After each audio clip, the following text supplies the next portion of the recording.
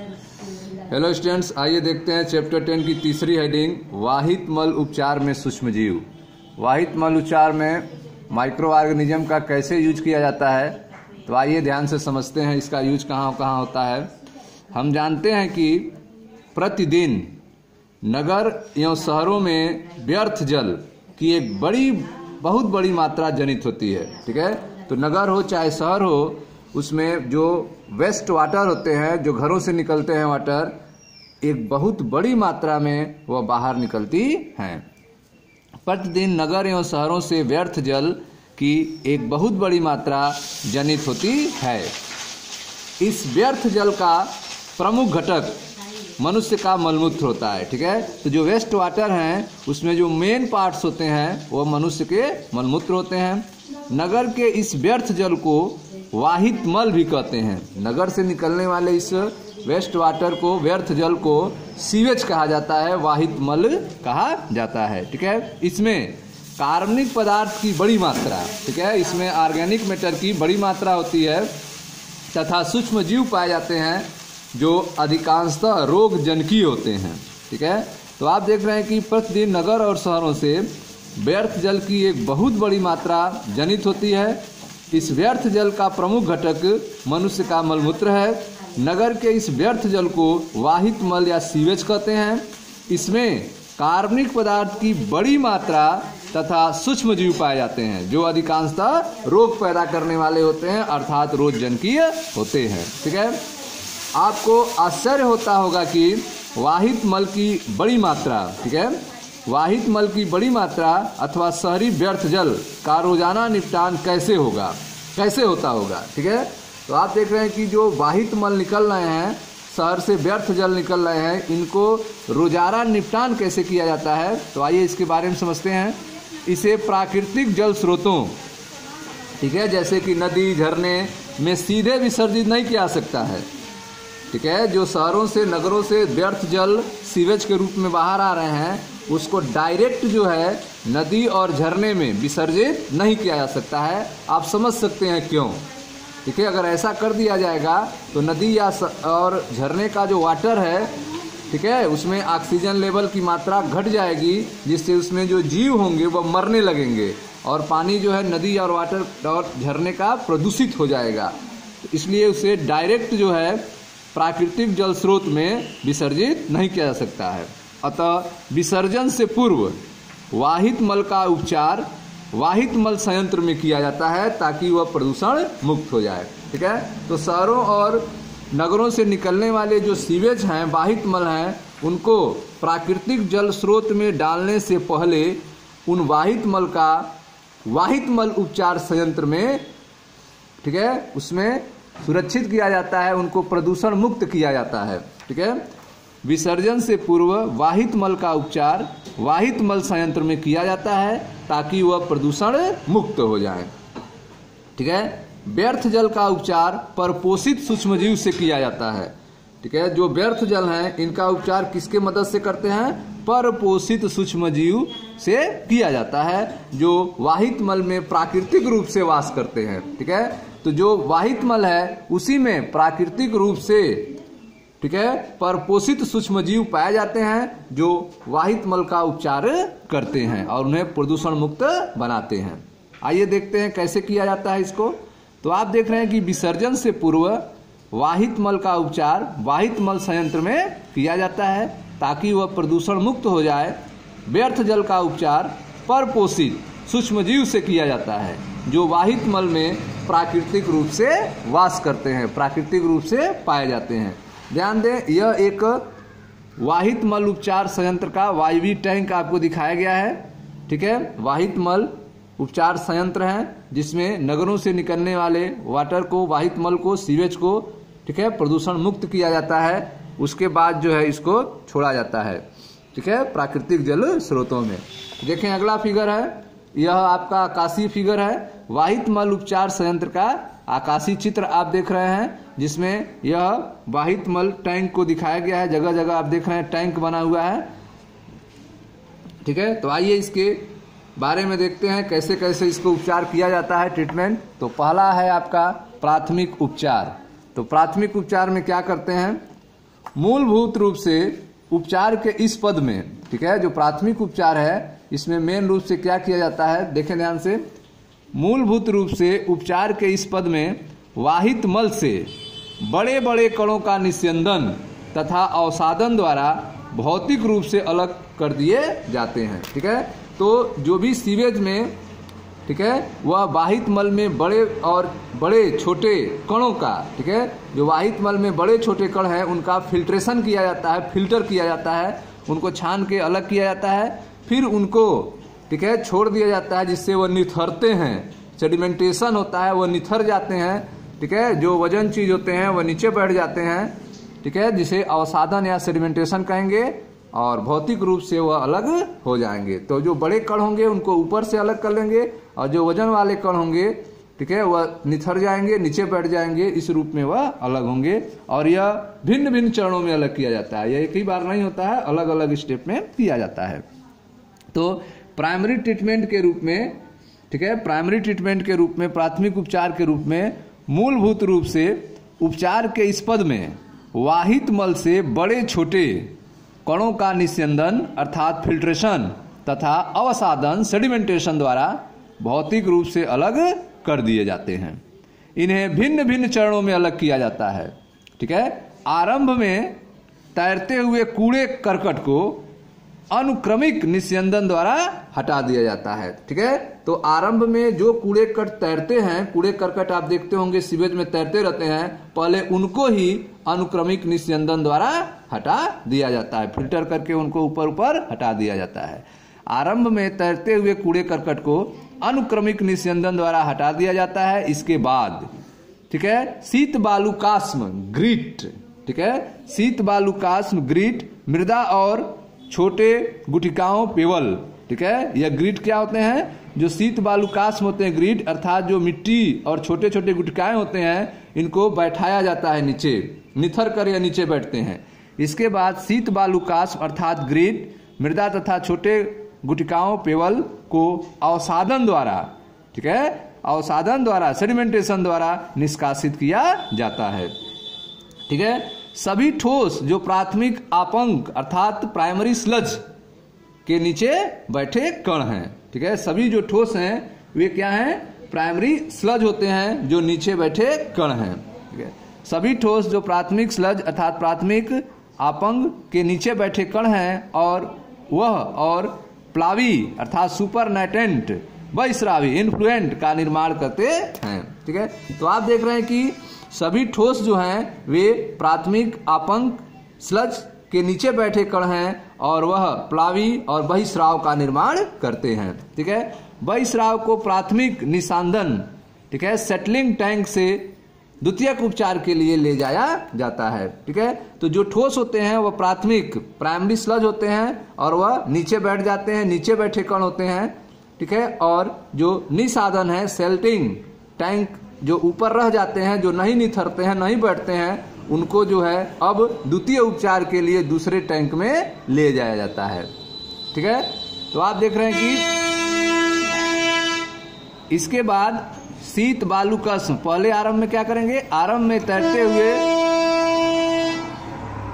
में तैरते हुए कूड़े करकट को अनुक्रमिक निस्यंदन द्वारा हटा दिया जाता है। इसके बाद शीत बालुकास्म अर्थात ग्रीट क्या होते हैं, मृदा और छोटे गुटिकाओं के पेवल होते हैं, को अवसादन द्वारा निष्कासित किया जाता है, ठीक है। सभी ठोस जो प्राथमिक आपंक हैं, प्राइमरी स्लज होते हैं, वे नीचे बैठे कण होते हैं, वह और प्लावी अर्थात सुपरनेटेंट बहिस्राव का निर्माण करते हैं, ठीक है। बहिस्राव को प्राथमिक निस्यंदन सेल्टिंग टैंक से द्वितीय उपचार के लिए ले जाया जाता है, ठीक है। तो जो नहीं बैठते हैं नीचे, उनको अब जो है द्वितीय उपचार के लिए आगे ले जाया जाता है। तो आज देखें द्वितीय उपचार कैसे किया जाता है। तो द्वितीय उपचार अथवा जीव वैज्ञानिकीय उपचार, ठीक है। Secondary treatment or biological treatment, secondary treatment or biological treatment. देखें, प्राथमिक बहिस्राव को बड़े वायवीय टैंकों में से गुजारा जाता है, ठीक है। जो प्राथमिक उपचार के बाद जो वाटर मिला है आपको, उसको फिर वायवीय टैंकों से गुजारा जाता है, जहां यह लगातार यांत्रिक रूप से हिलाया जाता है और वायु को इसमें पंप किया जाता है, ठीक है। तो प्राथमिक उपचार को बड़े वायवीय टैंकों से गुजारा जाता है, जहां पर इसको लगातार यांत्रिक रूप से हिलाया जाता है और इसमें एयर को पंप किया जाता है, इसमें हवा मिलाया जाता है, एयर को पंप किया जाता है।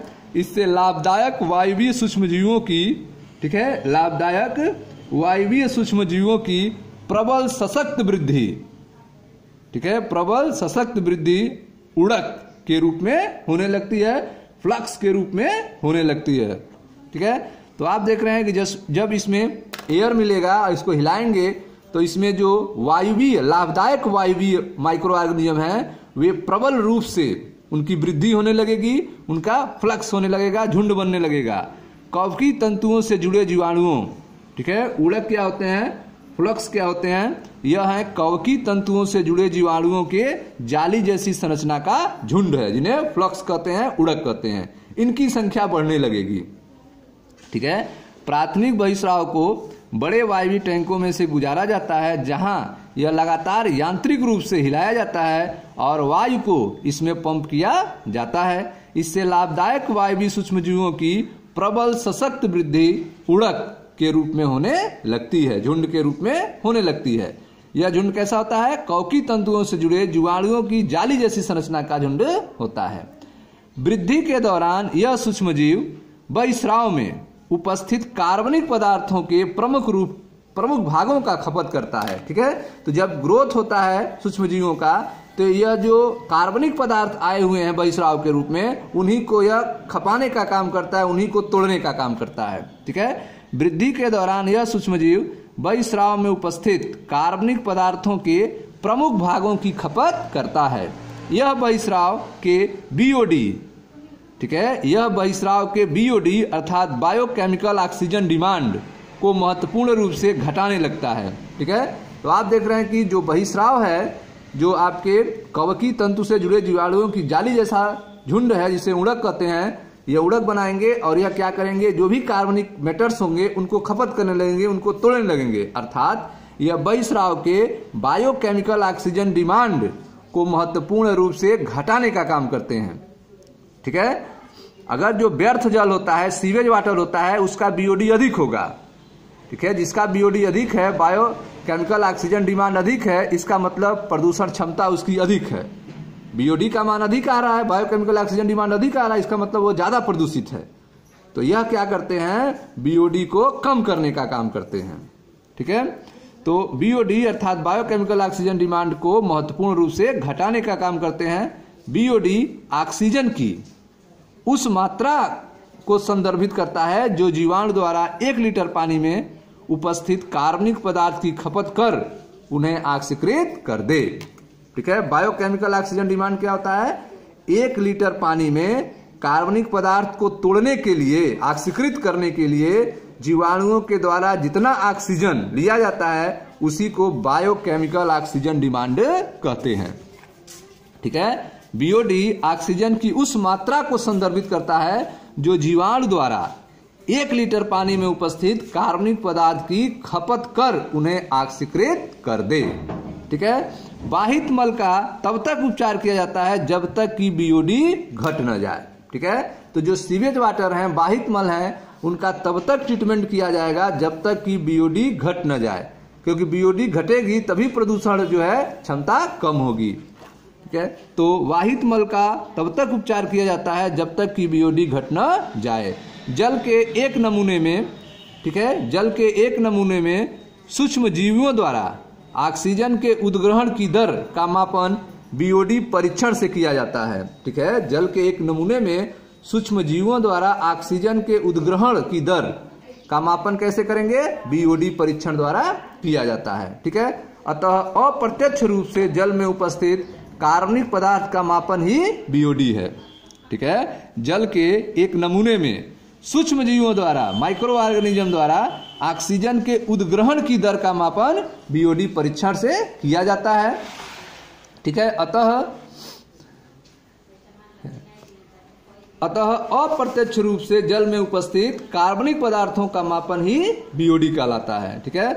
जब व्यर्थ जल का बीओडी अधिक होगा, ठीक है, जो व्यर्थ जल है अगर उसके बीओडी का मान क्या हो, अधिक हो, तब इसकी प्रदूषण क्षमता भी अधिक होती है, ठीक है। व्यर्थ जल का बीओडी अगर अधिक है तो इसका मतलब उसकी प्रदूषण क्षमता भी अधिक है। एक बार वाहित मल अथवा व्यर्थ जल का बीओडी पर्याप्त मात्रा में घट जाए, ठीक है, जब उपचार करेंगे, ट्रीटमेंट करेंगे, तो जब एक बार बीओडी का मान क्या है, घट जाएगा सीवेज वाटर में, एक बार वाहित मल अथवा व्यर्थ जल का बीओडी पर्याप्त मात्रा में घट जाए, तब बहिस्राव को निस्सादन अर्थात सेटलिंग टैंक में भेजते हैं, ठीक है। तो जब बायो ऑक्सीजन डिमांड का मान घट जाता है, ठीक है, वाहित मल और व्यर्थ जल का बीओडी का पर्याप्त मात्रा में घट जाता है, अब इसको जो है, अब इस वाटर को, बहिस्राव को निस्सादन अर्थात सेटलिंग टैंक में भेजते हैं। सेटलिंग टैंक में क्या होता है, सेटलिंग टैंक में जहां जीवाणु झुंड अर्थात फ्लाक्स उसे अवसाद में परिवर्तित करते हैं, ठीक है। वहां पे फ्लाक्स होते हैं, जीवाणु झुंड होते हैं जो इसको अवसाद में परिवर्तित करते हैं, ठीक है। यह अवसाद सकृत आपंग कहलाता है, एक्टिवेटेड, ठीक है, यह एक्टिवेटेड स्लज कहलाता है, ठीक है। यह अवसाद एक्टिवेटेड स्लज कहलाता है। सकृत आपंग के छोटे से भाग को, ठीक है, सकृत आपंग के छोटे से भाग को फिर से पीछे वायवी टैंक में पंप करते हैं। सकृत आपंग के छोटे से भाग को फिर से वायवी टैंक में पंप करते हैं। यह आपंग निवेश द्रव्य की तरह कार्य करता है। जो आपंग है यह वो किसका काम करेगा, निवेश द्रव्य की तरह कार्य करता है। आपंग का बचा खुचा मुख्य भाग, ठीक है, स्लज का बचा खुचा मुख्य भाग बड़े टैंक में पंप किया जाता है। तो जो बचा खुचा भाग होगा उसको बड़े टैंक में भेजा जाता है, जिसे अवायवीय आपंग संपाचित्र कहते हैं, एनारोबिक स्लज डाइजेस्टर कहते हैं, ठीक है। तो आपंग का बचा खुचा मुख्य भाग जो है वह बड़े टैंक में पंप किया जाता है, जिसे एनारोबिक स्लज डाइजेस्टर कहते हैं, अवायवीय आपंग संपाचित्र कहते हैं, ठीक है। यहाँ जीवाणुओं की अन्य किस्में जो अवायवीय रूप से वृद्धि करती हैं, बिना एयर के वृद्धि करती हैं, यहाँ जीवाणुओं की अन्य किस्में जो अवायवीय रूप से वृद्धि करती हैं, वे आपंक में उपस्थित जीवाणुओं तथा कवकों का पाचन कर लेती है, ठीक है। तो जो एनारोबिक बैक्टीरिया हैं वह स्लज में उपस्थित बैक्टीरिया और फंगस का पाचन कर लेते हैं, ठीक है। तो आगे देखें ध्यान से। तो आप देख रहे हैं कि जब एक बार, ठीक है, एक बार बाहित मल अथवा व्यर्थ जल का बीओडी पर्याप्त मात्रा में घट जाए, तब बहिस्राव को निस्सादन अर्थात सेटलिंग टैंक में भेजते हैं, जहां जीवाणुओं का झुंड अर्थात फ्लाक्स उसे अवसाद में परिवर्तित करते हैं, ठीक है। यह अवसाद सकृत आपंग कहलाता है, एक्टिवेटेड स्लज, ठीक है, एक्टिवेटेड स्लज कहलाता है। सकृत आपंग के छोटे से भाग को फिर से पीछे वायवी टैंक में पंप करते हैं। यह आपंग निवेश द्रव्य की तरह कार्य करता है। आपंग का बचा खुचा मुख्य भाग बड़े टैंक में पंप किया जाता है, ठीक है, जिसे अवायवीय आपंग संपाचित्र एनारोबिक स्लज डाइजेस्टर कहते हैं। यहाँ जीवाणुओं की अन्य किस्में जो अवायवीय रूप से वृद्धि करती हैं, वे आपंक में उपस्थित जीवाणुओं और कवकों का पाचन कर लेती है। पाचन के दौरान जीवाणु गैसों का मिश्रण, ठीक है, पाचन के दौरान जो है जीवाणु गैसों का मिश्रण उत्पन्न करते हैं, जैसे कि methane, hydrogen sulphide, carbon dioxide उत्पन्न करते हैं, ठीक है। ये गैसें बायोगैस का निर्माण करती हैं।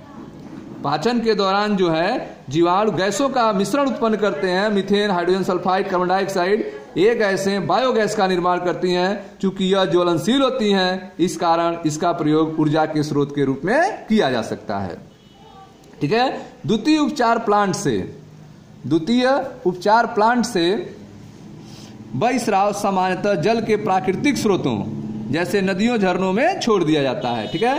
तो आप देख रहे हैं सेकेंडरी ट्रीटमेंट के बाद प्लांट से बहिस्राव जो निकलेगा उसको सामान्यतः जल के प्राकृतिक स्रोत जैसे कि नदियों, झरनों में छोड़ दिया जाता है, ठीक है। वाहित मल उपचार संयंत्र का आकाशीय चित्र, ठीक है, फिगर में दिखाया गया। तो यह वाहित मल संयंत्र का आकाशीय फिगर है, ठीक है, जिसमें आप टैंक देख रहे हैं, बड़े बड़े टैंक्स हैं जिसमें इसका उपचार किया जाता है। आगे ध्यान से देखें, आप समझ सकते हैं कि किस प्रकार, ठीक है, आप समझ सकते हैं कि किस प्रकार सूक्ष्मजीवी प्रतिदिन विश्व भर में व्यर्थ जल के लाखों करोड़ों गैलन पानी के उपचार में महत्वपूर्ण भूमिका निभाते हैं, ठीक है। तो आप देख रहे हैं कि माइक्रो ऑर्गेनिज्म जो हैं वह जो सीवेज वाटर हैं, व्यर्थ जल हैं, लाखों करोड़ों गैलन पानी का वो ट्रीटमेंट करते हैं और अपनी महत्वपूर्ण भूमिका निभाते हैं। संसार के लगभग समस्त भागों में लगभग सदियों से इसी कार्य प्रणाली का प्रयोग किया जाता आ रहा है आज के दिन तक। ठीक है, कोई भी मनुष्य द्वारा तैयार की गई टेक्नोलॉजी वाहित मल के सूक्ष्मजीवी उपचार के सामने नहीं टिक पाई है। ठीक है, तो मनुष्य के द्वारा कोई भी टेक्नोलॉजी अभी तक ऐसी नहीं बन पाई है कि जो जिस तरह से सूक्ष्म जीव ट्रीटमेंट करते हैं वह टेक्नोलॉजी के द्वारा ट्रीटमेंट किया जा सके।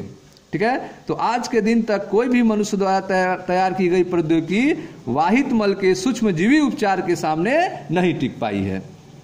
ठीक है, हम जानते हैं कि बढ़ते हुए शहरीकरण के कारण पहले की तुलना में वाहित मल की एक बहुत बड़ी मात्रा उत्पन्न हो जाती है। ठीक है, तो आप देख रहे हैं जैसे जैसे शहरीकरण बढ़ रहा है वैसे सीवेज की मात्रा भी बढ़ रही है, वाहित मल व्यर्थ जल की मात्रा भी बढ़ रही है। अतः वाहित मल की इतनी बड़ी मात्रा को उपचारित करने में इन उपचार संयंत्रों की संख्या पर्याप्त मात्रा में नहीं बढ़ाई गई है। ठीक है, तो जितने ट्रीटमेंट संयंत्र चाहिए उतनी संख्या में नहीं है, इसलिए अपचारित वाहित मल को सीधे ही नदियों में छोड़ दिया जाता है। परिणाम स्वरूप प्रदूषण और जल जनित रोगों की संख्या बढ़ रही है। ठीक है, तो आप देख रहे हैं कि बढ़ते हुए शहरीकरण के कारण पहले की तुलना में वाहित मल की एक बहुत बड़ी मात्रा उत्पन्न हो जाती है। अतः वाहित मल की इतनी बड़ी मात्रा को उपचारित करने में इन उपचार संयंत्रों की संख्या पर्याप्त नहीं बढ़ाई गई है, इसलिए अपचारित वाहित मल को सीधे ही नदियों में छोड़ दिया जाता है, जिसके परिणाम स्वरूप प्रदूषण और जल जनित रोगों की संख्या बढ़ रही है। ठीक है, पर्यावरण तथा वन मंत्रालय ने हमारे देश की प्रमुख नदियों को प्रदूषण से बचाने के लिए गंगा एक्शन प्लान तथा यमुना एक्शन प्लान जैसी योजनाओं का सूत्रपात किया है। ठीक है, इन योजनाओं के तहत एक बड़ी संख्या में नए वाहित मल उपचार संयंत्र को बनाने का प्रस्ताव है, ताकि केवल उपचारित वाहित मल को ही नदियों में छोड़ा जा सके। ठीक है, आप अपने आसपास स्थित किसी ऐसे ही वाहित मल उपचार संयंत्र में जाएं जो अत्यंत ही रोचक और आपके लिए शिक्षाप्रद का अनुभव होगा। ठीक है, तो आप देख रहे हैं कि पर्यावरण और वन मंत्रालय ने हमारे देश की जो प्रमुख नदियां हैं उनको प्रदूषण से बचाने के लिए गंगा एक्शन प्लान तथा यमुना एक्शन प्लान जैसी योजनाओं का सूत्रपात किया है। इन योजनाओं के तहत एक बड़ी संख्या में नए वाहित मल उपचार संयंत्र को बनाने का प्रस्ताव है, ताकि केवल उपचारित वाहित मल को ही नदियों में छोड़ा जा सके। ठीक है स्टूडेंट्स, तो यह था आपका वाहित मल उपचार में सूक्ष्म जीव का उपयोग आपने देखा। मैं मनीष गुप्ता अपने चैनल में आपका स्वागत करता हूं। वीडियो को लाइक करें, शेयर करें, चैनल को सब्सक्राइब करें। धन्यवाद।